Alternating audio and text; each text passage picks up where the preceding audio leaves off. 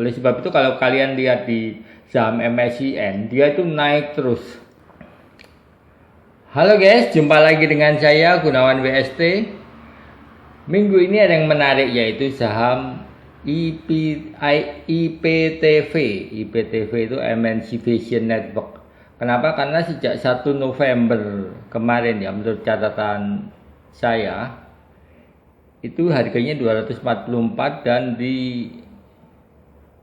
tanggal 18 Januari harganya turun menjadi 74. Jadi penurunannya sangat-sangat besar, lebih dari sekitar 70 sampai 80%. Ini sedikit ironis gitu ya, karena kenapa? Memang saham ini akan dikonsolidasikan dalam sebuah bisnis yang namanya Vision Plus. Jadi saham-saham entertainment di grupnya MNC Group ini akan dilebur menjadi Vision Plus. Tujuannya untuk membuat sinergi tentu saja, karena di era digital ini yang namanya bisnis penyiaran itu sudah terintegrasi, apalagi dengan munculnya metaverse sekarang ini ya. Jadi antara konten-konten itu sudah menggabungkan antara studio, antara penyiaran, antara game. Kita tahu bahwa IPTV ini akan diakuisisi oleh MSCN ya.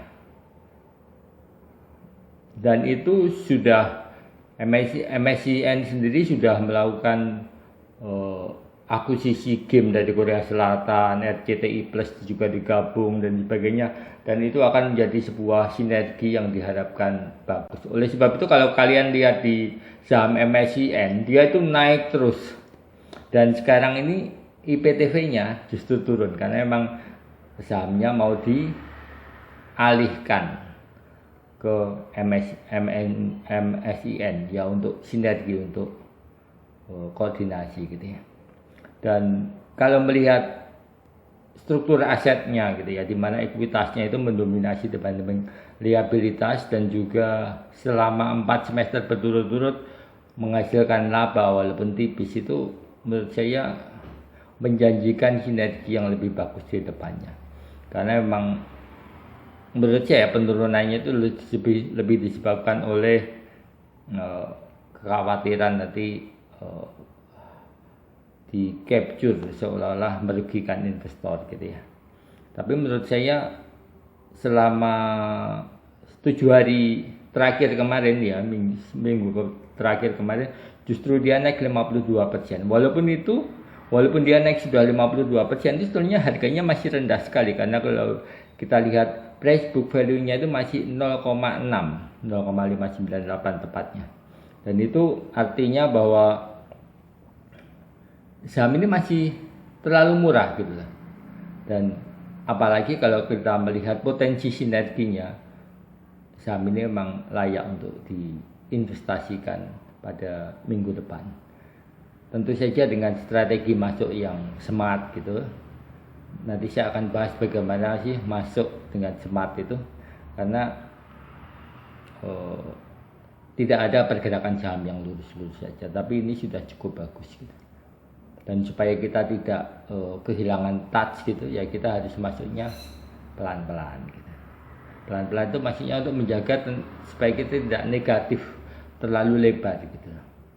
Dan ada peluang untuk mengambil pergerakan dari averaging. Kalau kita lihat total asetnya, price to total asetnya juga rendah, 0,4. Dan kita lihat juga kapitalisasi sahamnya, dia ada di 4,6, artinya nilai buku perusahaan ini sekitar ya 9 triliun lah, cukup tinggi sekali. Ini menunjukkan bahwa perusahaan ini mempunyai kekuatan yang besar, dan targetnya menurut saya ya, kita bisa cek di 200, di 300, bahkan di 400 nanti. Jadi sebelum 400 jangan di close semuanya juga gitu. Ya namanya gini loh ya, kita harus pandai-pandai dalam masuk dan keluarnya saham itu, karena itu sangat menentukan. Walaupun Anda memprediksi benar, tapi kalau cara masuk dan cara keluarnya itu salah juga, banyak menderita. Seperti itu, semoga tip ini mencerahkan, dan sampai jumpa di video saya selanjutnya.